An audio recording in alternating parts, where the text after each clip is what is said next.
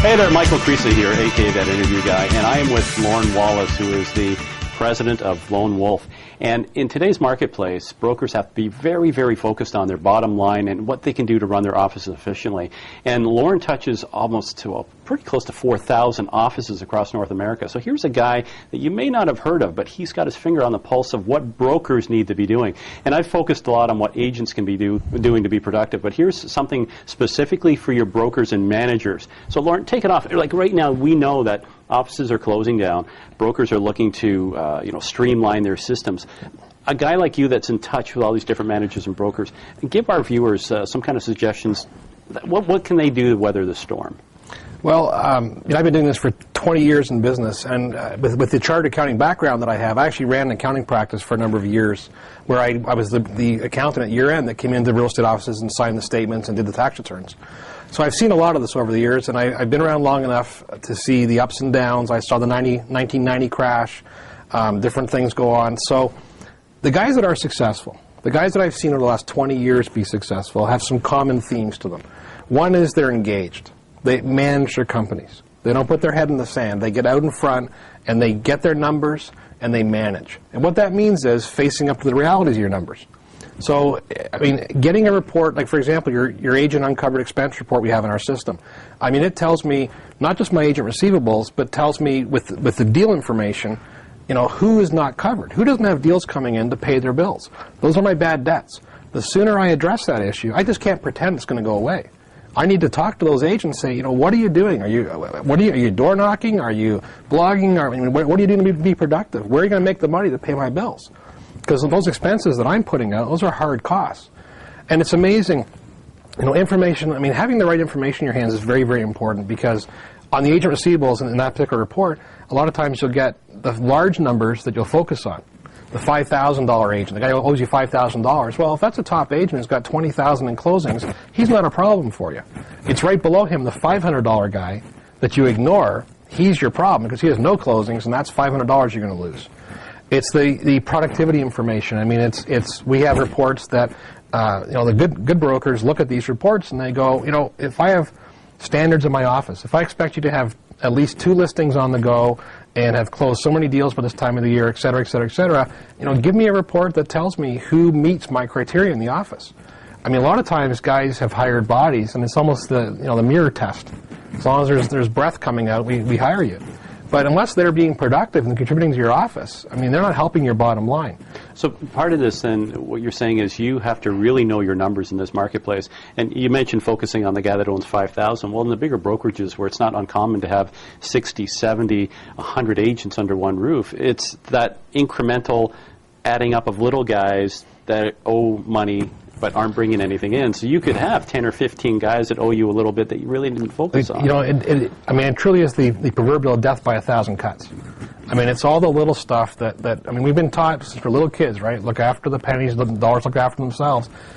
There's a reason why that saying's out there. It's true. It's really focusing on, you know, the efficiencies of your operation. I mean, I've had lots of brokers that have really taken a step back and said, you know, what am I doing? Like, for example, you know, years ago, we had a lot of front desk traffic. A lot of phones are ringing a lot. People are walking in. Well, now with cell phones and everything that goes on, the internet, email, you know, I challenge most brokers to go look at your front desk. How busy is it? I guarantee it's not as busy as it was 10 years ago.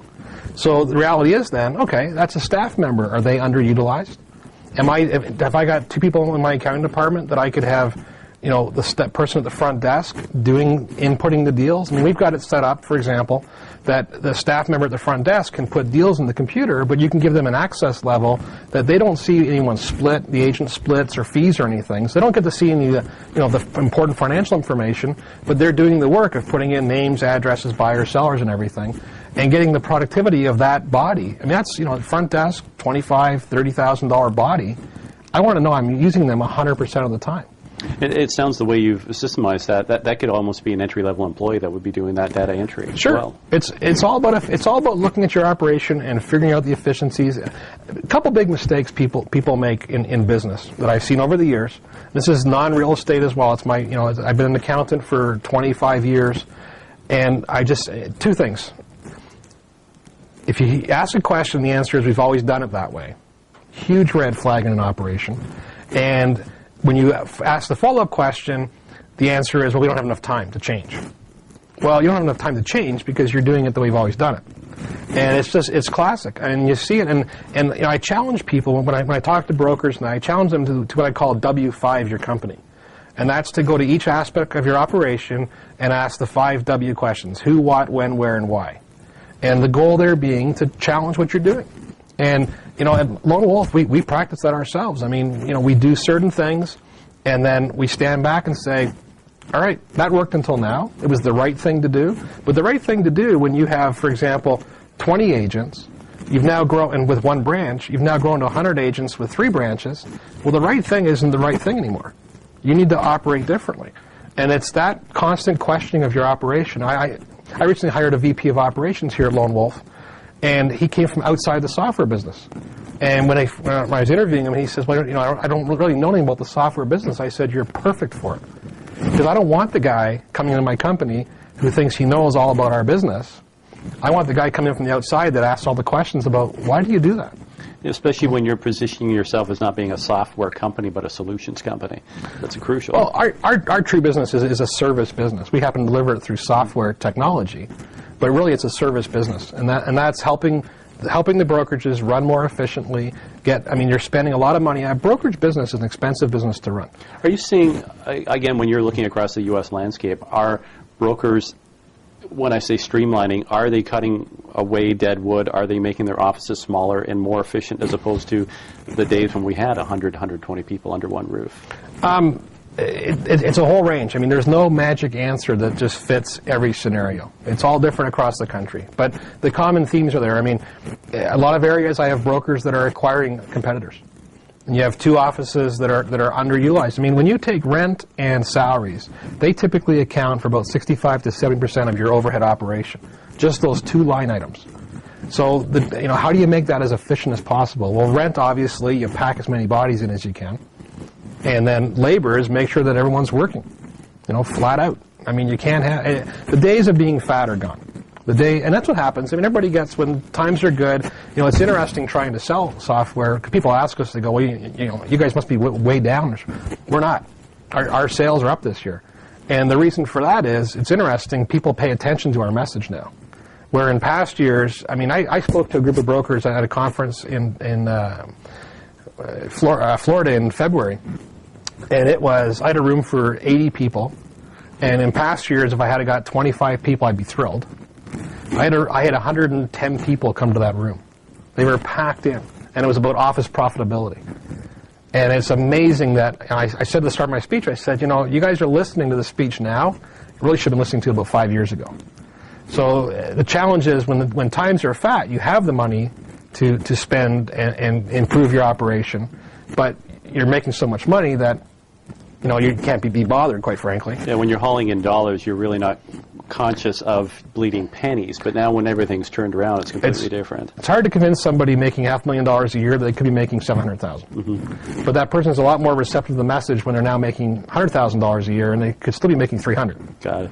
So like the message that we pitch resonates a lot more now. Gives you a lot more attention that way. If I were to ask you to kind of synthesize this down to one crucial thought that the brokers could use as a takeaway, what would that be, Lorne?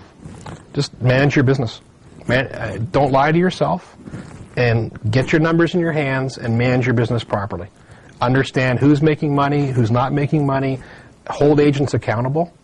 I mean, that's another thing we don't do well in our industry, is hold agents accountable. And I don't care if that's, I was at a conference where they were talking about blogging, and someone's like, I had an agent did $10 million of volume on their blog last year. Everybody clapped. Broker beside me turned to me and said, well, I have 2 agents who door knock every day, and they did $10 million last year too. And the message there was, there's business to be had. Doesn't matter what you're doing. It's the people working a plan. I mean, you've heard the saying, plan your work the plan. That's what it really comes down to. And at sales level, at the agent level, at the broker level, it comes down to the same thing. You need to plan what you're doing and then work your plan. And the ones that are successful are the ones I've seen for the last 20 years doing just that. I don't think you could sum it up any better. You know, plan your day and work that plan, especially as a broker. I mean, you're responsible. You've got bodies underneath you that are looking up to you for not only the accounting aspect, but they're looking for leadership. And part of that leadership is, you know, tough love. You know, you've heard that in the industry before. It's not easy being a broker right now, but when you have the numbers, I mean, that's part of it, having the numbers out front of you so you can make the tough decisions. So, Lorne Wallace, I'd like to thank you for taking time out today. If you'd like to see other videos and audio interviews, be sure to go to thatinterviewguy.com. And until next time, Michael Krisa, that interview guy, saying, hey, you know, check out those numbers and make sure you're following them.